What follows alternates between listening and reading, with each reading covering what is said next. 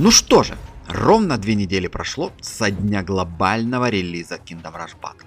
И как было обещано, нам представили новое событие, где легендарная карта Бересада была заменена на эпического некроманта.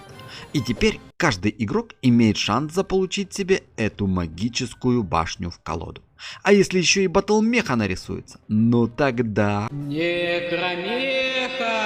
К тому же, было проведено ряд изменений в балансе, основанных в том числе и на комментариях и отзывах игрового сообщества, оставленных на официальном Discord-сервере разрабов. Там же вы можете найти и поддержать комментарием и своим лайком петицию Косола по поводу изменения системы получения наград в таблице лидеров на стадионе, которая однозначно требует пересмотра. Так вот, именно про баланс и будет сегодняшнее видео. Начну я с общего и дальше по списку. Для начала была исправлена ошибка, из-за которой враги, возвращающиеся из состояния полиморфа, были более слабее, чем предполагалось. К тому же подкорректировали умение Бересада, выносливость пехоты.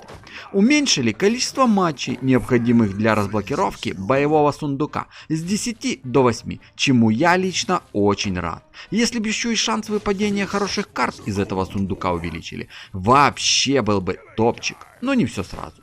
Но что более важнее, так это то, что теперь игроки получают одинаковый подбор бустеров на первой волне, что обеспечит более справедливый старт для соперников.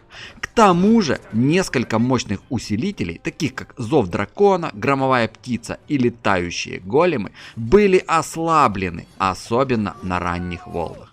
Что касается общего баланса, сила всех легендарных карт снижена на 5% для более балансного соответствия их силе с эпическими картами.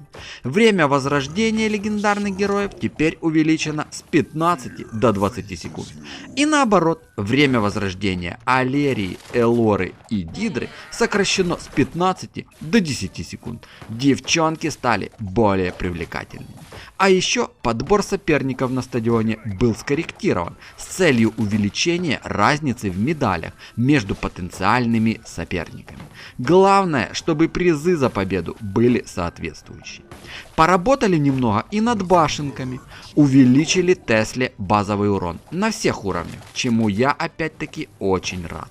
Но переделывать свой тир-лист по башням пока не планирую. А также увеличили урон электрической цепи, также для каждого уровня прокачки башни. Потрудились и над волшебником, увеличили длительность действия навыка проклятия. Притом на всех уровнях прокачки башенки. Снизили стоимость навыка полиморф, а его базовое время восстановления немного увеличено. Не забыли и про батлмеху, уменьшив скорость атаки, но при этом увеличив базовый урон самой башни на всех уровнях прокачки. К тому же увеличена цена и время перезарядки навыка Оса, но при этом и сам ее урон увеличен. Стоимость утилизации отходов также немного увеличен, а до того прям копейки стоил. А еще всадник смерти, которого спавнит некромант, теперь также может быть подвержен воздействию способности полиморф, что очень даже правильно. Ну и на десерт, так сказать, на сладенькое, пройдемся по героям. И начну я с черного дракона Бересада. Неужели вы думали, что после завершения предыдущего ивента его не пофиксят? Вот вы наивные. Базовый урон от атак дракона снижен, как и его здоровье. Немного уменьшено время восстановления способностей порождения дракона, уничтожение и налог на смерть. А еще уменьшена длительность эффекта «Бойтесь дракона». Дамаг темного голема также уменьшен, но слегка увеличено его здоровье. И чтоб я не ныл о постоянной нехватке монет, процент золота от способности налог на смерть немного увеличился. Не забыли и про сполоха. Уменьшены длительность и урон от эффекта ожога. Немного уменьшен урон от способности пылающее дыхание, но при этом укус сполоха стал немного больнее. Урон от залпа лесного пожара был также немного увеличен. К тому же увеличен урон и время восстановления способности обжигающие метеоры.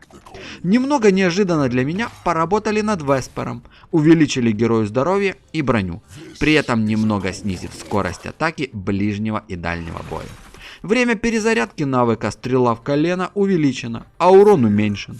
Также уменьшены урон от рикошета и время его перезарядки. Поработали и над способностью «Боевой расцвет», уменьшив урон и увеличив время восстановления.